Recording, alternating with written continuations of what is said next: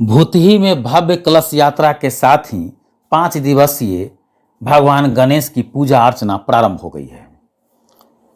भूतही ब्रह्म स्थान से कलश यात्रा भूतही बाजार, मेन चौक, फुलकाहा चौक होते हुए लखनदेई नदी की पवित्र धारा से जल बोझने के बाद महारानी स्थान होते हुए पुनः ब्रह्म स्थान स्थित प्रतिमा स्थल पहुंची, जहां कलश शोभा यात्रा पहुंचने के बाद मंत्रोच्चारण के साथ कलश की स्थापना की गई।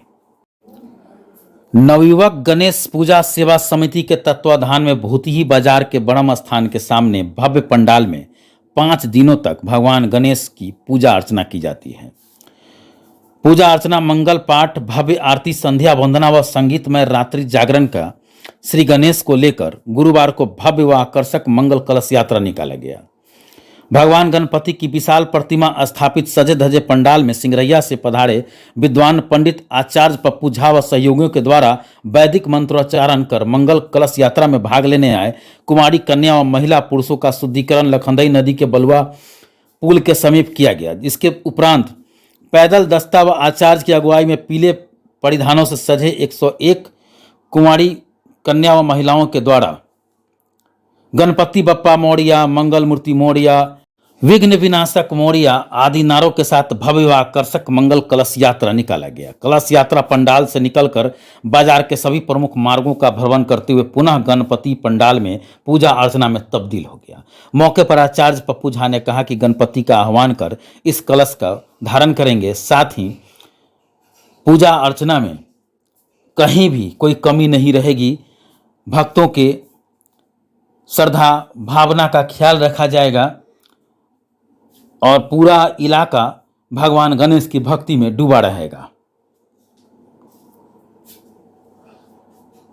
मंगल मूर्ति विघ्न विनाशक गणपति बप्पा की पूजा अर्चना के साथ कपाट खुलते ही दर्शन को श्रद्धालु भी उमड़ने लगे। भव्य पंडाल, विशाल गणपति की प्रतिमा के बीच रंग बिरंगे बिजली की रोशनी में नहाए संपूर्ण भूतही बाजार के घरों के दरवाजे पर जल रहे दियों की कतार उत्सवी आध्यात्मिक माहौल के साथ दीपावली का मनोहारी नज़ारा प्रस्तुत कर रहा है।